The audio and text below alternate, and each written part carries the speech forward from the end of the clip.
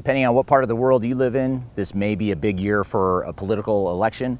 If you're part of a digital transformation, you have a big election to deal with as well. I'm going to talk about what those decision points are here for you today.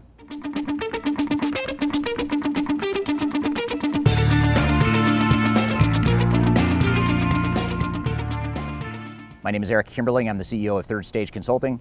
And in the US, as I'm filming this video, we're leading up to a big political election to elect our president and senators and other government officials. Other countries are going through a similar process this year. And for any of us that are going through a digital transformation, it's also a big time for decision making, and some important decisions need to be made. So what I want to do today is talk about some of the biggest decisions that any digital transformation or ERP project team needs to make on an ongoing basis in some cases, and certainly early on in the project as you're establishing your strategy and plan.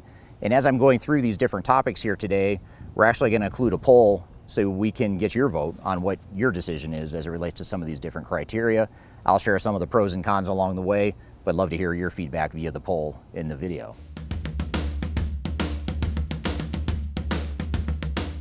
So one of the first decisions we need to make as an organization and as a transformation team is how big of a change do we really want to undertake at this point? When we look at this transformation or this technology deployment, are we looking for incremental improvements and changes to our business? Are we looking to completely rethink the way we do business and do more of a quantum leap, big, massive change to our business model?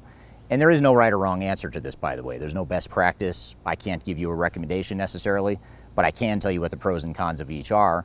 And the key is to figure out what's best for your organization. If you're an organization that's risk adverse and you already have a pretty finely tuned business model, an incremental approach may make more sense. It's less risk, it may be less cost, and you may ultimately get more of an ROI from that investment.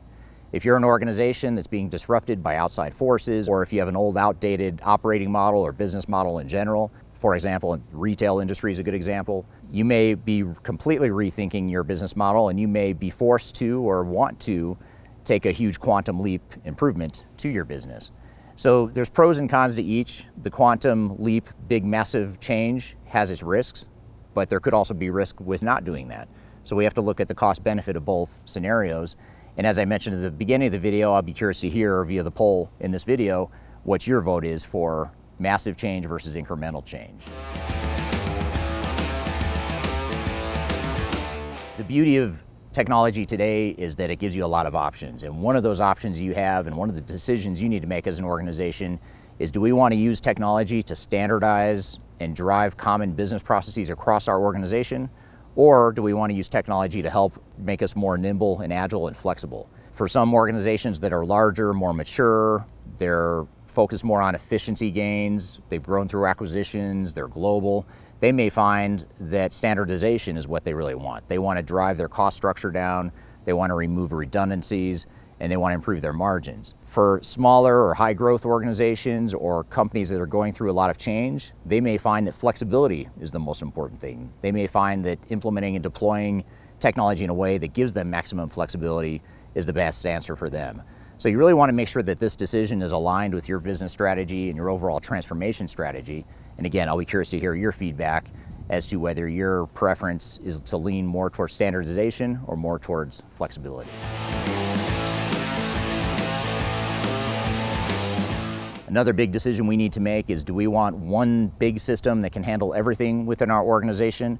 Or do we want to find specific focus solutions for different parts of our organization? For example, we could either go with one single ERP system that does everything within our organization, or we may go the other extreme, which is a best-of-breed model, where we have a core financial system, we might have a separate CRM system, a separate HCM or human capital management system, we might have separate technology for customer service, for manufacturing, warehouse management, etc. And the benefits of going with a single system are that you have one single platform, one single source of truth. It's only one system for the entire organization to use. But the downside is that sometimes it limits your flexibility. It's harder to change.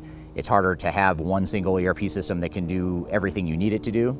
And the advantage of best of breed, on the other hand, is that you can go out and find the best solution for every part of your organization. So you know you're getting a better functional fit than you might get with your single ERP system.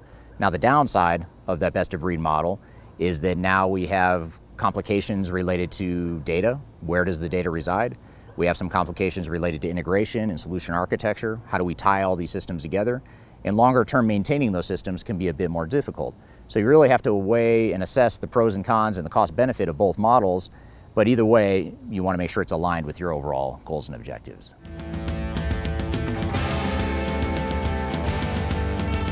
Another major and controversial decision, much like politics, that need to be made in a digital transformation is, do we change our software to fit our business, or do we change our business to fit the software? And this, like many of the decisions that need to be made, isn't just a one single decision. You might have different answers for different parts of your business. But in general, we have to figure out, for different parts of our business, do we want to use vanilla business processes off the shelf, out of the box, that our ERP vendor provides, even if it's not exactly what we want, or even if it doesn't support our business the way we would like it to? Or do we want to preserve some sort of competitive advantage or a unique differentiator for our business to where we're willing to take the risk of changing the software to fit the business? Now, the advantage of forcing the software to fit your business is that it gives you exactly what you want. It's going to allow you to preserve your competitive advantage. It's less of a change for people.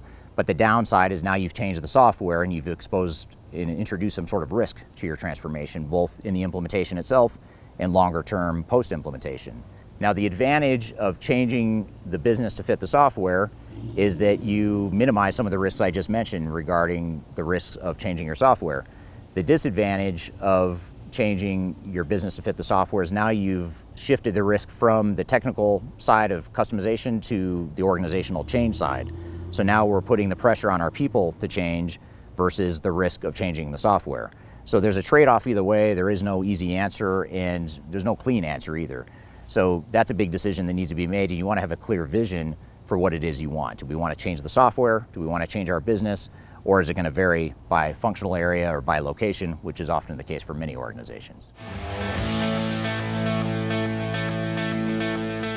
Another big decision to be made is, do we bring over our data? And if so, how much do we bring over? Or do we just start with a clean slate and not bring any of the data over? Now, if we start with a clean slate and don't bring the data over, that simplifies things a lot as far as the implementation. It minimizes the risk of dirty data, of data issues, of problems created by data.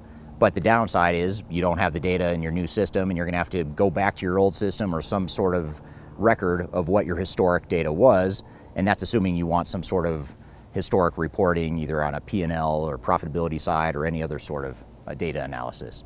Now, the advantage of bringing your data over is now you've got historic data, you've got the story of your organization going back however many years, but the downside of that is you've introduced a significant risk to the implementation by bringing data over that may be corrupt or may need to be cleaned up. Now, there's ways to mitigate both of those risks. They can both be mitigated, but ultimately we have to decide how important is it to bring over the data. If we do decide to bring over data, what are we going to do to invest in cleaning up that data, ensuring we map the data the way we need to the new system, and ensuring we've minimized some of the risks of migrating data. Now, there are two schools of thought and approaches to ERP and technology implementations. One is the agile development model, which is we don't necessarily have long upfront phases that are focused on requirements definition globally.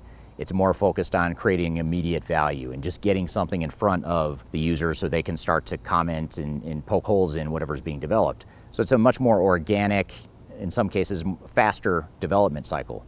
On the other extreme, you have Waterfall, which is the traditional method of software development, where we have clearly defined milestones and stage gates where, for example, we define and agree on and sign off on all of our business requirements before we move into design and implementation. The advantage of that model is that we get clear alignment and we have a clear vision for how the technology is going to be deployed. The downside of that model is that it can take some time to realize value, and organizations struggle oftentimes with change fatigue and actually getting to realize the value.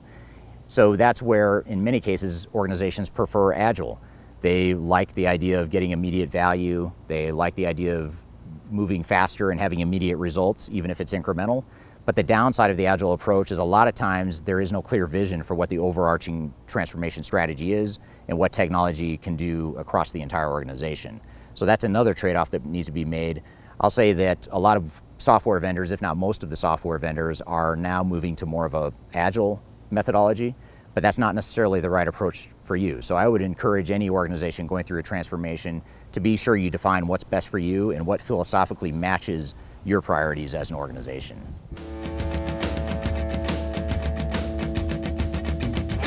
So the key takeaways here are much like a political voting decision. It could be very difficult to decide what direction do we want to go, which side of the spectrum do we fall on, where do we fall on the continuum. And by the way, even though we framed these decisions as either or one versus the other types of decisions, the reality is we're somewhere on a continuum in a lot of these decisions. But for purposes of illustrative purposes, hopefully this gives you a flavor for some of those major decisions that you'll need to make as part of your transformation. I also encourage you to download our 2020 Digital Transformation Report, which I've included a link to below. That'll give you some additional best practices to think about as you continue on your transformation journey. And if you have questions about any of these topics we've talked about here today or any other topic related to digital transformation, I encourage you to reach out to me. I've included my contact information below, and I'd be happy to be a sounding board for you as you continue your journey. So I hope you found this information useful, and have a great day.